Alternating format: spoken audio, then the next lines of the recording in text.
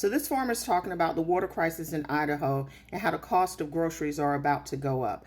I don't know a lot about the water crisis in Idaho, but this is what I know. When black and brown people showed up and said, hey, we need to pay attention to the criminal justice system, a lot of people didn't show up. When teachers and administrators showed up and said, hey, we need to pay attention to the educational system, it's being gutted, a lot of people didn't show up because it didn't affect them. When women, in particular black women, showed up and said, hey, we need to pay attention to these regulations that are around reproductive rights, a lot of people didn't show up. When doctors and nurses sounded the alarm about our healthcare system and the regulations and how insurance companies were moving, a lot of people didn't show up.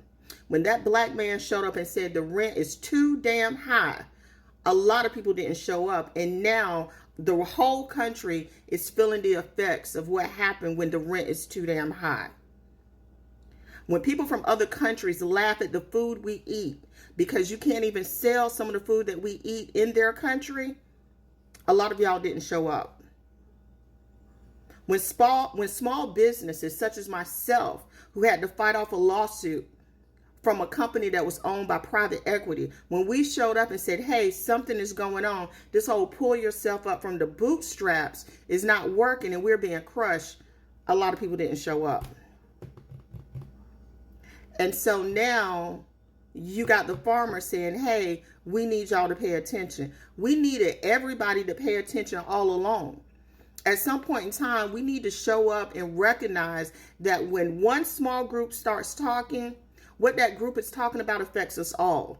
And on some level, it is affecting us all because of capitalism and how this country is set up. It's easier to divide us on micro issues and then have people turn the blind eye because it doesn't affect them, rather than everybody understand when one thing affects a small group of people, that is a domino effect. Something is going to affect you, and all of this is interconnected.